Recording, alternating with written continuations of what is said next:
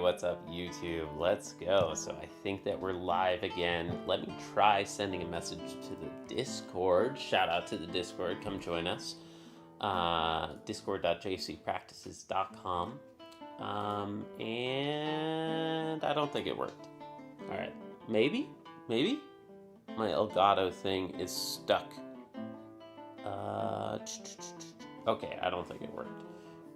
So let's see. At Math Streams live now. HTTPS YouTube.com.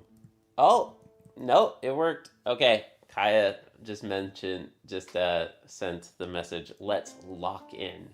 How nice. Okay, so today is September 23rd, 2025. Today I want to work on the Euclidean algorithm, but first let's review. What did we do last time? We found some prime numbers. So we found a lot of us could probably recite the first few primes. The first one is 2, the second one is 3, the third one is 5, the fourth one is 7, and the fifth one is 11.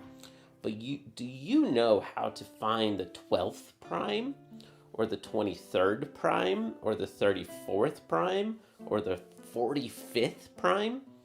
We used the sieve of Eratosthenes to figure that out last time.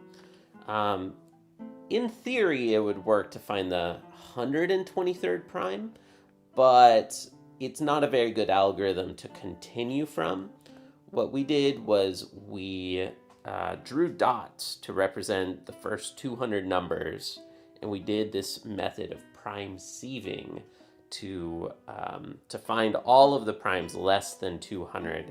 And thankfully, the 45th prime was just less than 200. So we got lucky and were able to find it.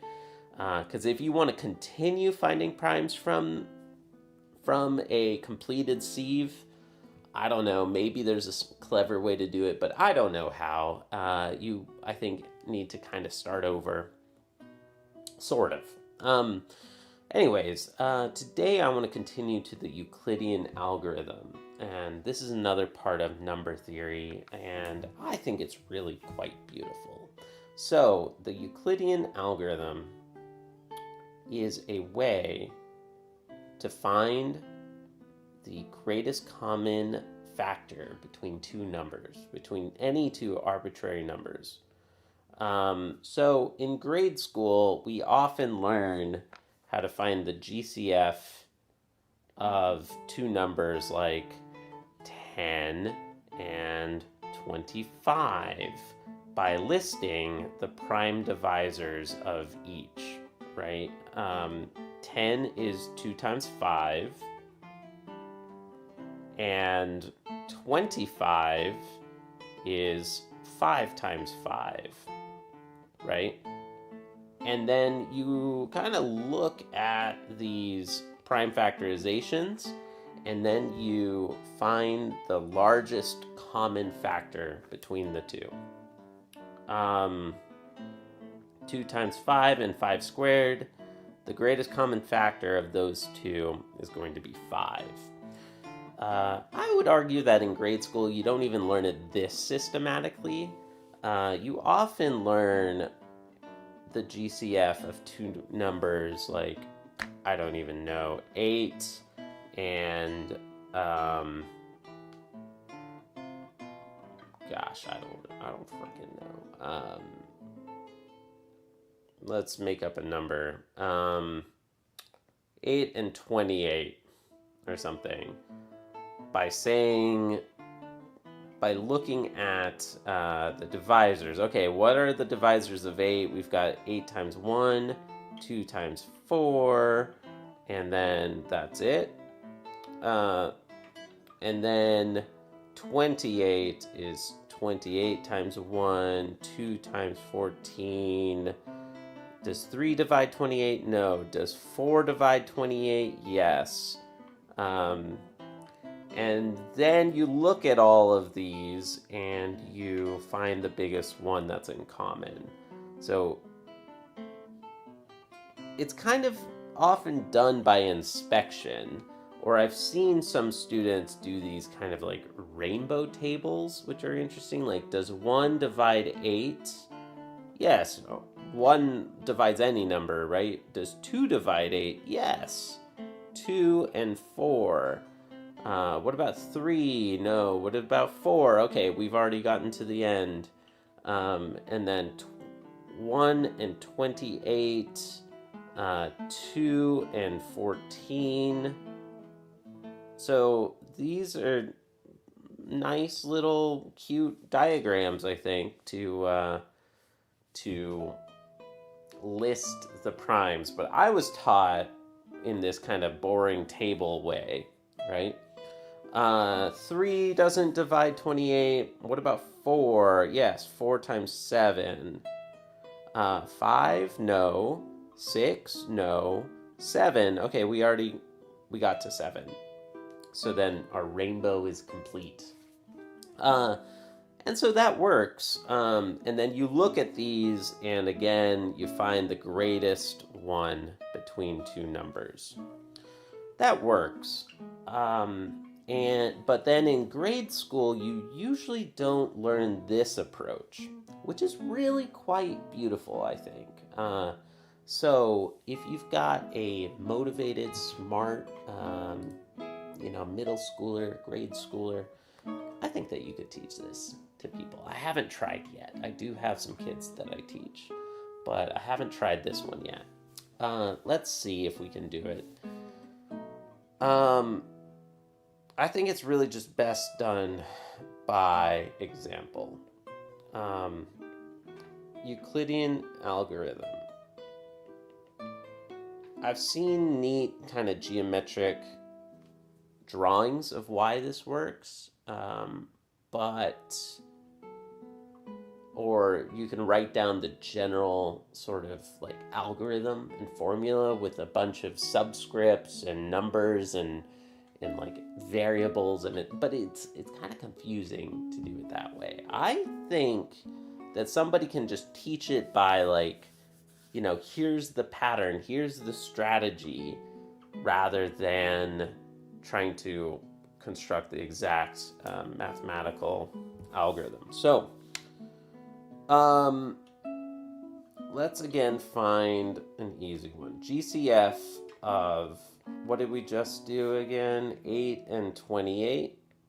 We want to find that it is 4, right? That's what we did through this means. You take the bigger number and you write it as a division of the smaller number. So 8 divides 28 3 times, right? With what remainder? Well, 3 times 8 is 24, so we have remainder 4. Then you take this number, here, let's use a different color for elucidation. You take that number, the divisor, and then you divide it by your remainder. So 8 is 2 times 4, right? 2 times 4 with no remainder. So the number that is the last remainder will be your greatest common factor. So that was a kind of easy example. Let's see if we can come up with another example. The greatest common factor of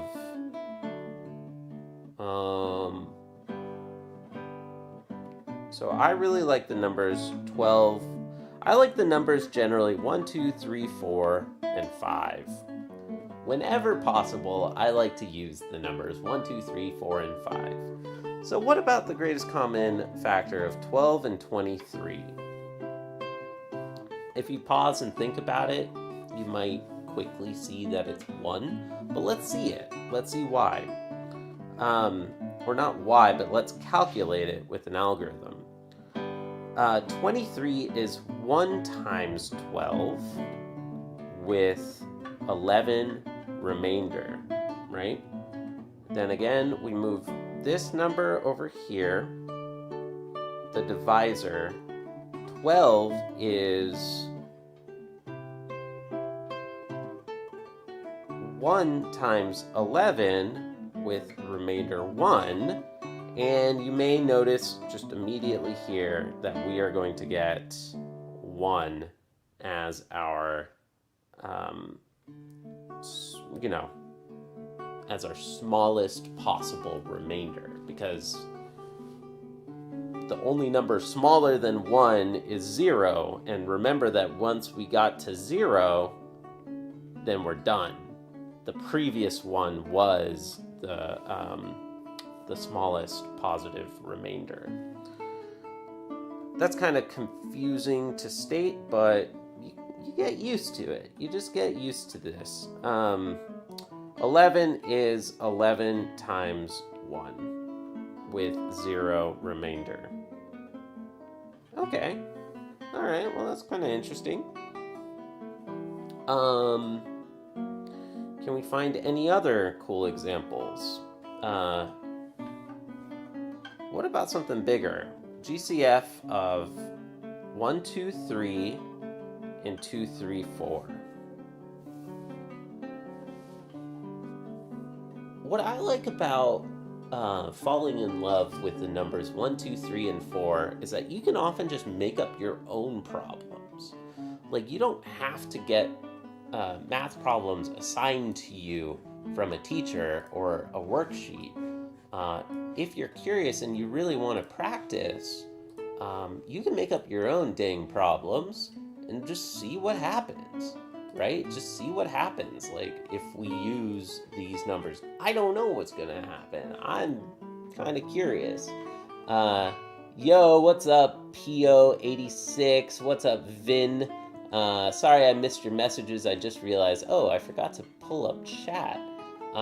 Yes, I am left-handed, indeed. Are you? Are you left-handed? Vote in the poll. Are you left-handed or right-handed? Okay, so we are going to try to find the GCF of this. What is this? You take the bigger number and you divide it by the smaller number. Okay, I can see that 123 divides evenly once, okay?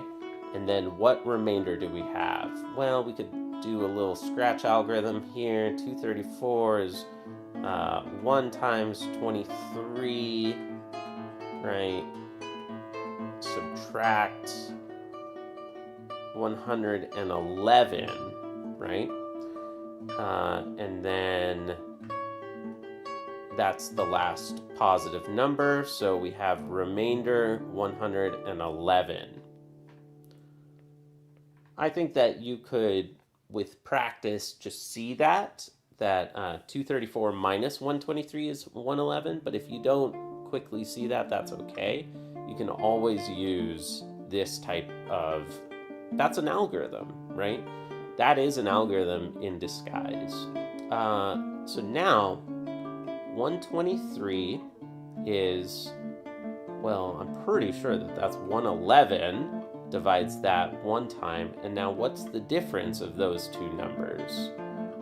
It looks like it's going to be 12, I think. So remember that this goes there and that one goes there.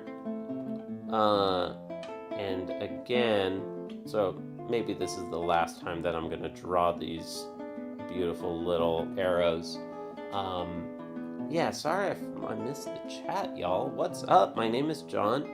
I am a software engineer turned YouTuber. Okay, how many times does 12 divide 111? I can see that it's going to be 9 times. Why is that? Well, I know that 12 divides 120 10 times. And 111 is 9 less than 120. Right? So then what is 120 minus 12? It's 108. So then 111 minus 108 is 3. Let's yoink this right over here. Okay, so yeah, this is the last example where I'll be drawing these beautiful little yellow arrows. 12 equals 4 times 3, right? So, therefore, 3 is our greatest common factor. Okay? Cool. Just out of curiosity, what is 123 divided by 3?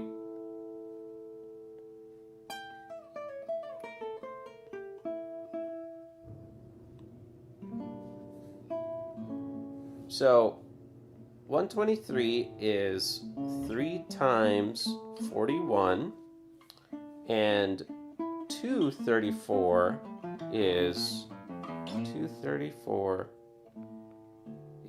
3 times, let's see, what is this, 24, 3 divides 24 8 times. 3 times 78. 78 is not prime, but this is, I'm just curious, like how many times does 3 divide these numbers? But if we wanted to see what is the prime factorization, I remember that 41 is prime, 78 is at least 2 times 39, and 39 is 3 times 13. So here, this is just bonus extra credit work because you're curious, because you like the numbers 1, 2, 3, and 2, 3, 4. Nobody asked you to solve this. You can do this for fun. You can do this because you're stuck on a plane. It's fun, if you ask me. So, there we go. The greatest common factor of 12 and 23 is 1. And the greatest common factor of these two is 4. Okay? Cool. Well, the Euclidean algorithm is not just a way. This is kind of part 1 of the Euclidean algorithm. But part 2...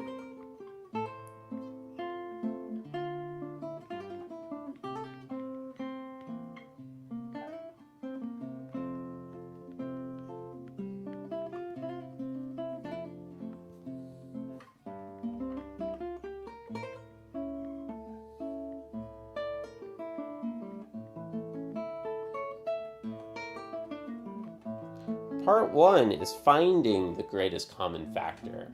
Part 2 is pretty dang neat, if you ask me. And it's, I think, an example of some pretty beautiful math of not just finding the GCF, but expressing the GCF as ... Okay? Let's leave it like this. What we can do is, part of the Euclidean algorithm, or this Euclidean theorem, is that the GCF of two numbers, A and B, or let's see, M and N. In math, we like to use M and N to mean whole numbers. And A and B sometimes is real, sometimes they're real, sometimes they're whole numbers. But X and Y, I like to reserve X and Y for real numbers. But that's just me. M and N, when you see M and N in math, they really always imply whole numbers. So I'm going to use that style. Okay. So what we can do based on the Euclidean algorithm is express the greatest common factor of two numbers as a linear combination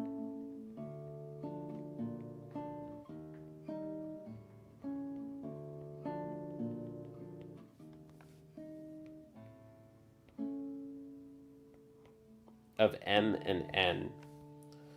That's a fancy way of saying some multiple of M and some multiple of N. They might be positive, they're probably not both positive. One of them is probably negative and one of them is certainly positive. So, okay, let's get some examples. Coming back to our example from yesterday, if you have two primes, by definition, their greatest common factor is 1, right? We know that for sure.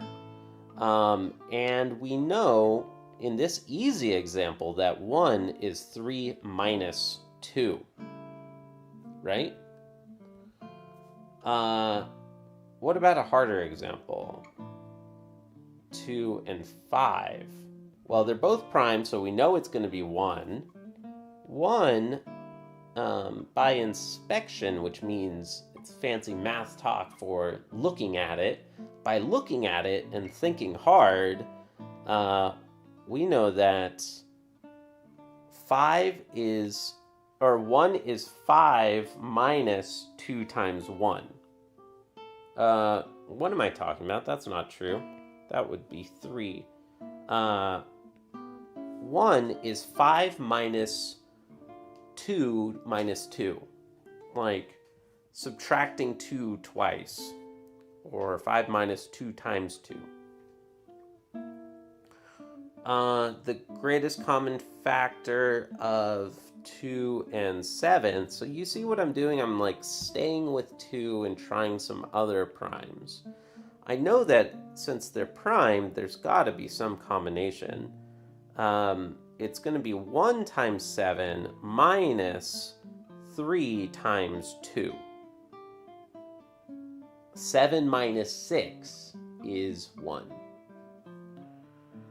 So in these examples here, A and B are, in this example, well, if A is attached to M, then A and B are negative 1 and positive 1. Here, A and B are negative 2 and positive 1. Here, A and B are negative 3 and positive 1, right? Cool. Now, coming back to the idea of what we're doing last time is, what about when we get some bigger primes? I know that both of these are prime, so it should be 1. But, well, first off, what are those primes?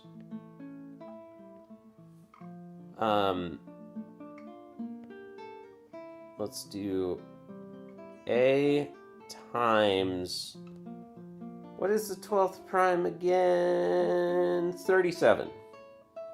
We found that the 12th prime the other day by sieving is 37.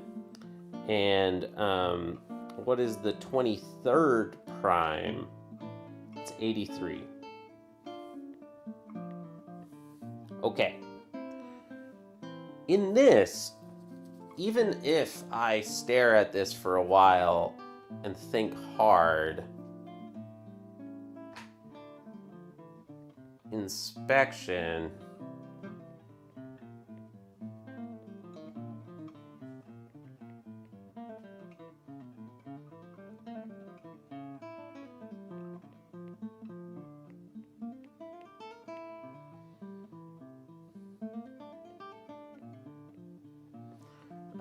inspection, just thinking hard about it, gives me a headache. So, is there a way to do this without just thinking about it? Without just like trying to find it in your head? Yes. This is truly the Euclidean algorithm. It's not just finding the GCF, but also quickly being able to find this combination. So let's find it. 83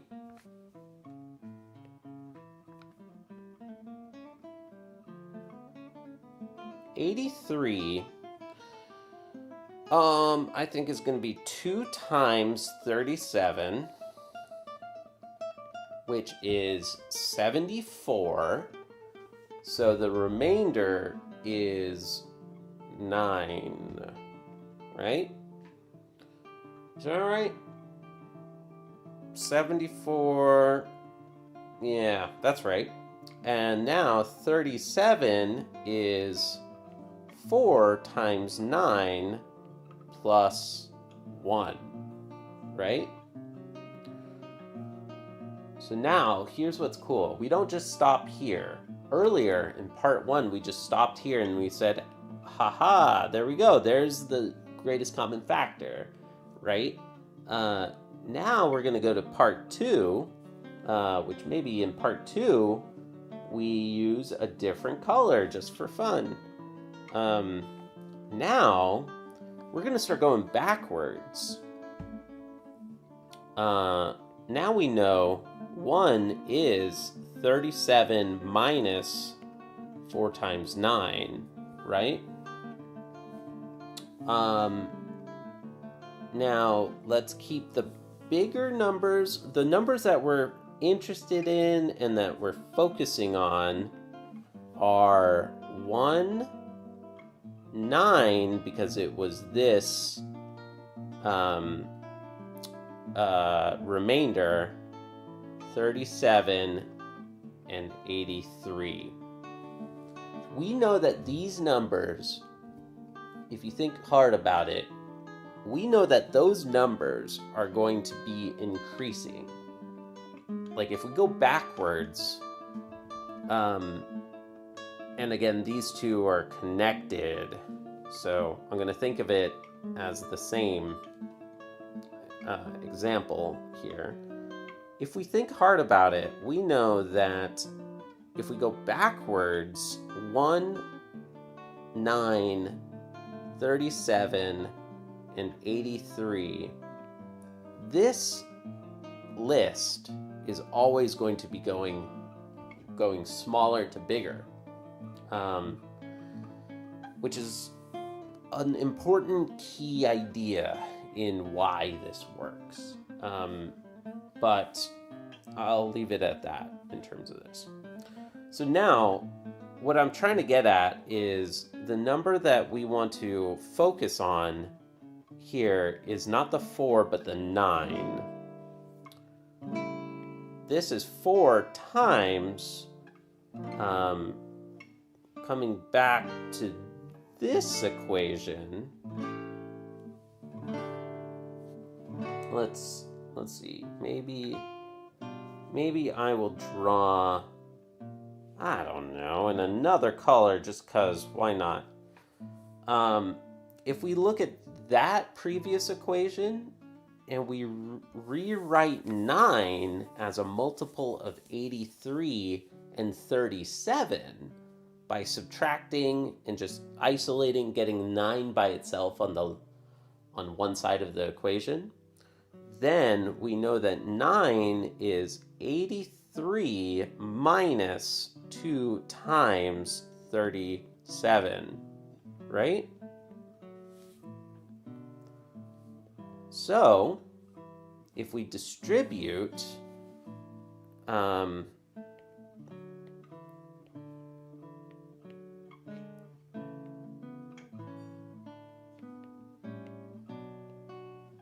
8 times 37, now we know that this is 9 times 37 minus 4 times 83.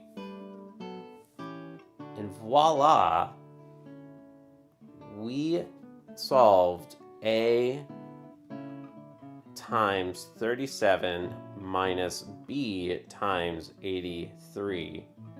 So in this case,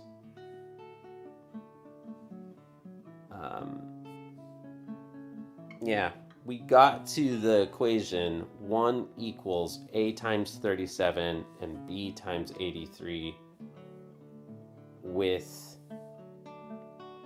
AB equals 9 and minus 4. Now, when I did this the other day on the plane, I wanted to double check and make sure that I was right because I'm bad at arithmetic sometimes, and sometimes I do some mental math incorrectly. So let's just make sure. What is 37 times 9? Let's just double check our work. 7 times 9 is 63. 3 times 9 is 27. Plus 6 is 33, right? And now 83 times 4 is going to be 3 times 4. 8 times 4 is 32. So here we have 332.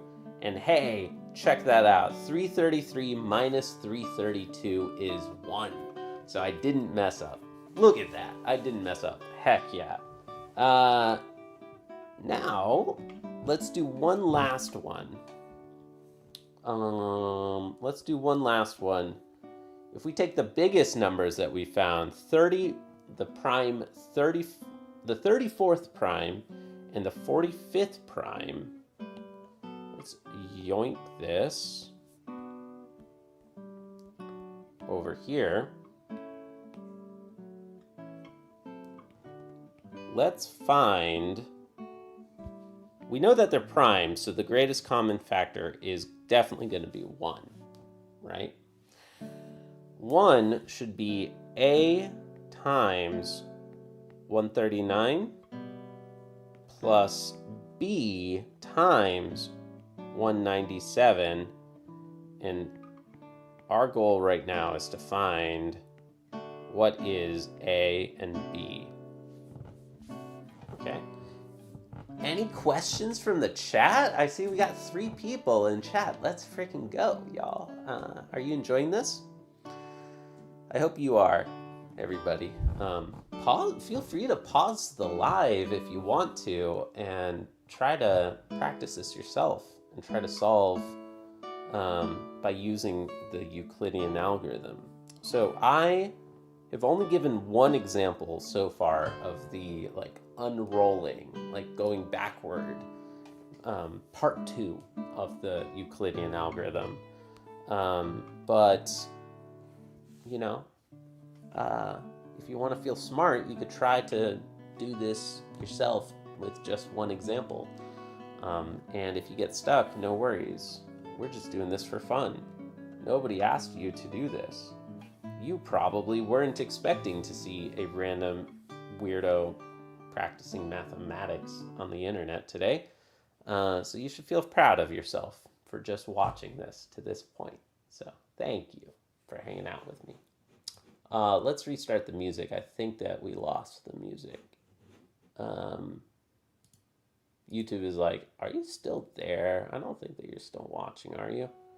Okay, let's keep going. So, 197 is 1 times 139. What's the difference of those two? Well, 139 plus 60 is 169, so the difference is going to be 58. And now 139, pretty certain that's going to be 2 times 58. How much is left over? So 2 times 58 is 116. 116 plus 23 is 139. 58 is... How many times does 23 divide 58? So 2 times 23 is 46. And the difference between 46 and 58 is 12. Yo, did we lose? Am I back?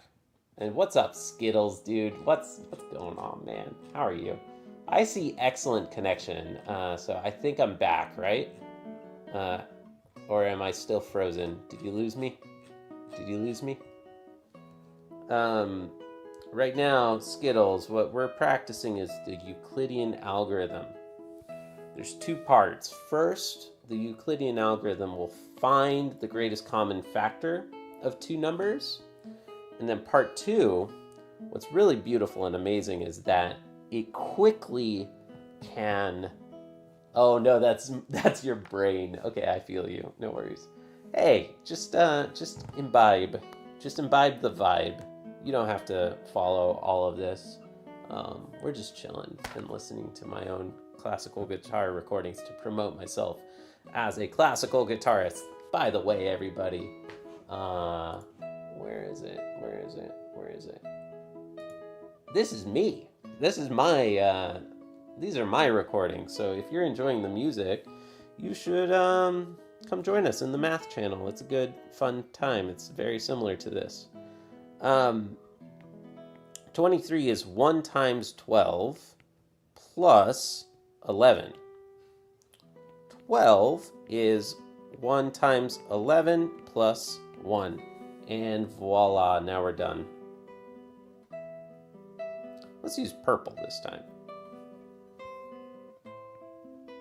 Now,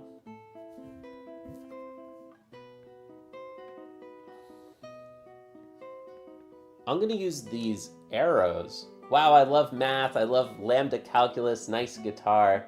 Thank you, dude. Yeah, that's my, these are my recordings. I hope you enjoy them, man. Yeah, what's going on? Ko Ajka. Let me know how to pronounce your name correctly, and I will happily try to correct it. All right, so 1 is going to be 12 minus 1 times 11. The bigger number here is 12, and the smaller number we're focused on is 11. So we replace the smaller number of the two here.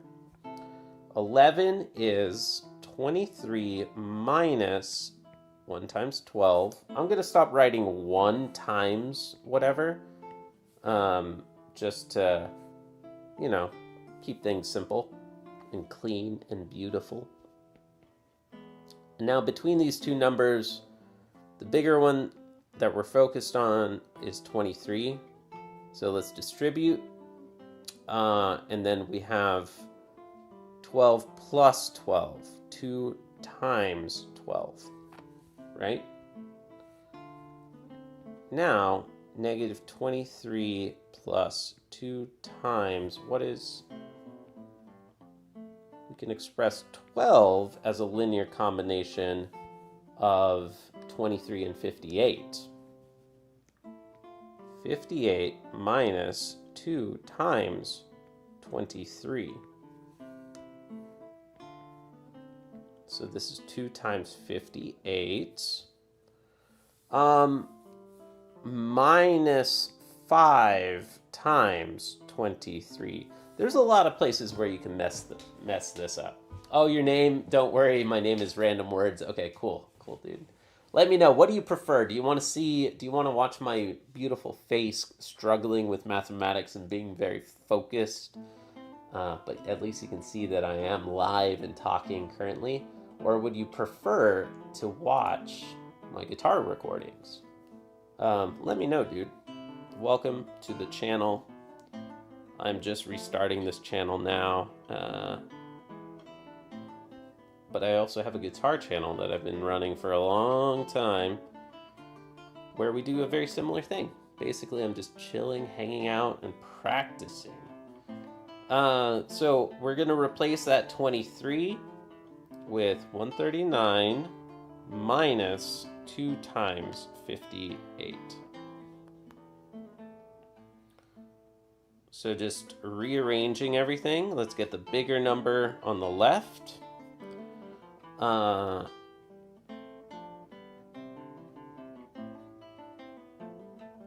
Right?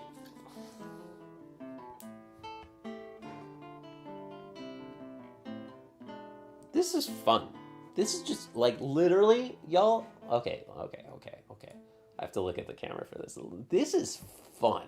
This is fun. This is literally what I did the other day on the airplane. Just because I was bored, I was like, what's the 12th prime? What's the 34th prime? What's the 45th prime? And now, how can I write 1 as a combination of those two numbers? Like, how can I do that? I find something like this fun. Instead of doing a Sudoku, just do a bunch of mental math arithmetic. Okay, you prefer my handsome face instead of the guitar. Okay. Well, now you're making me blush. So let's put up the guitar video instead. So what we're going to do is we're going to replace 58 from this previous equation right here. So 58 is a combination of 197 and 139. 197 minus 139, that is. And now, drum roll, please. Here is our final answer. We've got 12 times 197. So minus 17 times 139. Boom, mic drop, okay? We did it. If we didn't mess up, which I often do, A and B are, well, I swapped the two. I put the bigger number to the left, but negative 17 and positive 12. And that's so freaking cool, if you ask me.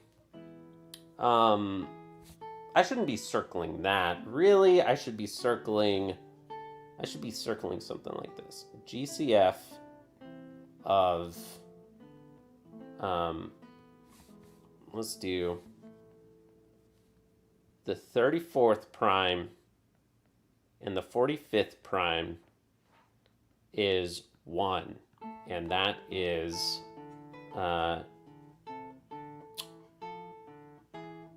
12 times 197 minus 17 times 139.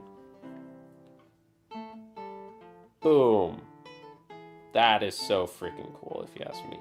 Next time you're on a plane and you don't have Wi-Fi because you don't have any money, other than the plane ticket, of course, just do this instead of doing Sudoku. I think it's really, I think it's quite soothing and fun. Now we're going to see if we made any mistakes along the way. 197 times 12 and 139 times 17. And we're going to check to see if those two numbers are different by 1, right? Let's see if it works. 7 times 2 is 14. 9 times 2 is 18. So we add 1. 1 times 2 is 2, and then we add 1. 7 times 1 is 7. 9 times 1 is 9. 1 times 1 is 1. Add those two numbers together, and we get 13 2,364. How neat. 9 times 7 is 63. 3 times 7 is 21. 1 times 7, well, is 7. 9 times 1, 3 times 1, and 1 times 1. Add those two together. 7 plus 9 is 16. Let's see if did we mess up? We freaking messed up, didn't we? 8 plus 3 is 12. Yeah, see? Number theory shows how bad I am sometimes at math. I'm bad sometimes at math. 8 plus 3 is 12. Add 1 is 13. So it wasn't so bad this time. Sometimes I will absolutely make mistakes, though. These two are different by 1. So how freaking cool is that, everybody? Thank you for watching. Now I'm going to switch over to my classical guitar channel. If you want to come join us there, it'll be fun. First, let's warm up by playing a song for you all. Thank you for watching. This is always fun for me. I hope you enjoyed it. Like and subscribe. It helps me so much as a new channel here on the YouTube, especially because I'm streaming vertically. It helps YouTube show the stream to more people in the YouTube Shorts feed. And if we get more people watching mathematics and hanging out in a mathematics channel, just for fun, even if you don't fully understand it, instead of watching brain rot on YouTube Shorts, like, y'all, we can save some people from the brain rot on YouTube Shorts. So hit the like button. Hit the like button if you want to fight brain rot. Thanks for watching, and let's play a song. Yeah, dude, come join us at JC Practices. I'm gonna go live practicing guitar. Go hit the subscribe button there. Go hit the subscribe button here. And now, dude, I also used to make mistakes like that. Lol, I make mistakes like that still every single day, dude. Don't worry. All right, let's play a random song for you all. You probably heard me play this a couple times in the playlist that we were just watching. But here is La Alborada by Francisco Tárrega, dude. It's nice to meet you. Stico Ajka. It's hard to pronounce your name. I'm going to call you Ko, because that's the easiest one for me to pronounce out of those. Okay. Here is La Alborada. Oh, no. Here's Lagrima by Francisco Tárrega. It's a really nice song, I think.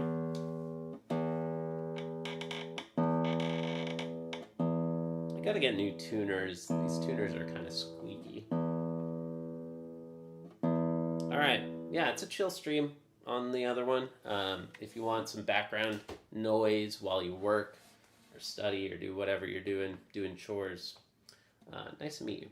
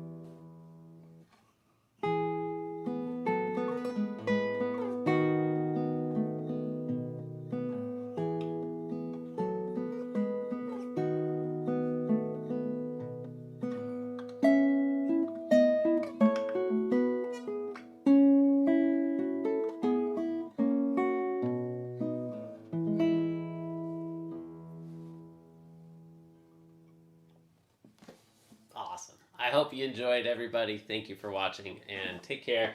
We're going to switch over to the guitar stream now.